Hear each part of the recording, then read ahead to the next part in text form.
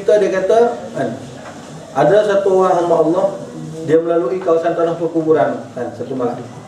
Dia lalu tiba-tiba ada cahaya keluar daripada kubur. Dia merasa mula-mula takut. Lepas tu bila dia tengok cahaya tu, dia kata, cahaya ni bukan yang menakutkan.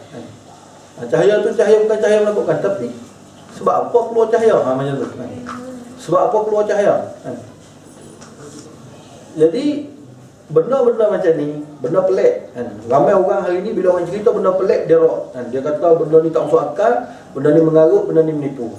Kita kena kembali balik kepada tauhid kan. Maknanya kembali kepada ilmu tauhid. Dia ada benda-benda yang harus bagi Allah, mustahil pada akal manusia, tapi harus bagi Tuhan. Allah Ta'ala boleh bagi kan. Tak ada masalah apa bagi Tuhan. Contohnya orang boleh melihat Nabi sallallahu alaihi wasallam dalam keadaan ya Allah, dalam keadaan jaga, bukan mimpi. Dan benda ni bukan baru, benda ni disebut lama dah kan. Di antaranya berlaku kepada Ibnu Abbas radhiyallahu taala anhu, dan disebutkan oleh Al-Imam Ibnu Hajar Al-Asqalani dalam mensyarahkan hadis al-ba man ra'ani fil manami faqad ra'ani. Hadis tu Imam Ibnu Hajar Al-Asqalani dia bawa mari kisah para sahabat yang melihat Nabi. Ni para sahabat dan juga orang-orang soleh yang melihat Nabi ketika mana tidak tidur, dan mereka melihat, dan mereka ni orang yang kerap bermimpi dengan berjumpa dengan Nabi SAW. Jadi Imam Ibn Hajar Al-Asqalani cerita satu ketika Ibnu Abbas dia bermimpi jumpa dengan Nabi SAW, dan mimpi itu terngiang-ngiang. Dia bangkit daripada tidur tu duk teringat tentang mimpi yang dia mimpi. Dan dia pergi ke rumah isteri Nabi Maimunah. Maimunah ni mak saudara Ibnu Abbas, belah mak dia kan. Jadi dia pergi kepada isteri Nabi Maimunah, dan dia bercerita hal dia mimpi jumpa Rasulullah. Lepas tu Maimunah dia bawa keluar cermin yang Nabi duk pakai masa Nabi hidup dulu. Dia lihat cermin tu, dia tak nampak wajah dia dekat dalam cermin, dia nampak Rasulullah dalam cermin tu kan.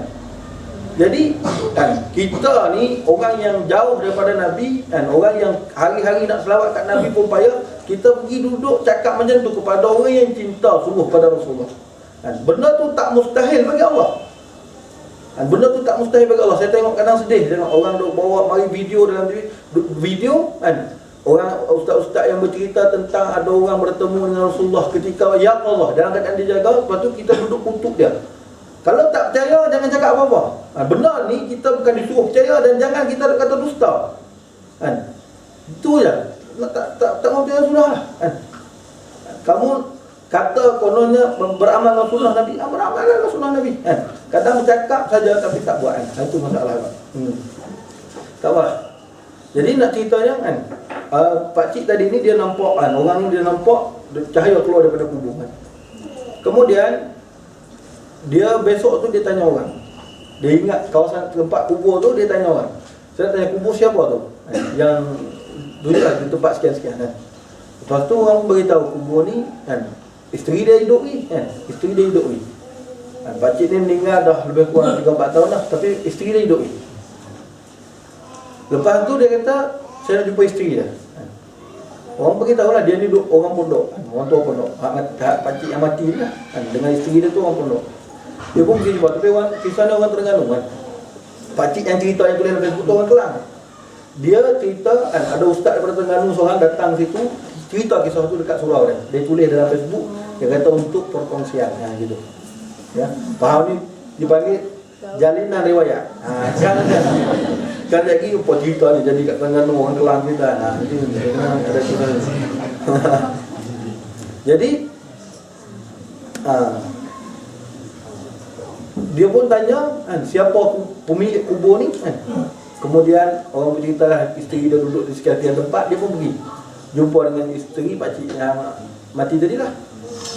Bila dia jumpa, dia minta izin, dia nak tanya apa amalan yang suami makcik ni kan, ketika hidup dulu kan, apa amalan dia. Sebab saya semalam saya pergi ke kawasan kubur dia tu, saya melihat cahaya kan, dan cahaya tu sungguh sangat menarik kan. Saya tengok tu saya tahu ni bukan jalan-jalan, maknanya bukan kubur orang biasa-biasa, ni kubur orang soleh ataupun orang baik-baik yang dekat dengan Allah Subhanahu wa taala.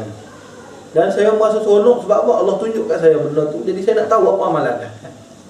Lepas tu makcik ni kata tak ada amalan apa dia. Tak ada amalan apa, terkejut lah. Dia kata suami saya ni baca Quran pun tak pandai. Suami saya tu dia kata baca Quran pun tak pandai. takkan tu. Takkan tak ada langsung amalan kok lah, berselawat ke apa. Tak ada kan. Dia ni cuma dia semayang gitu, dia jagalah. Semayang 5 waktu dia jagalah.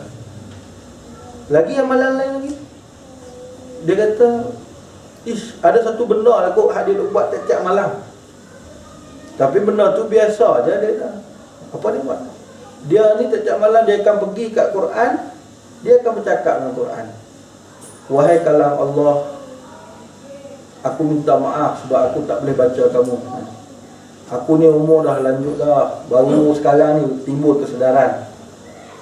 Maknanya rasa teringin sangat nak baca kamu.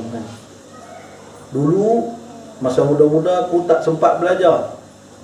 Jadi dia tahu, wahai kalam Allah, aku minta maaf, aku tak mampu baca kamu.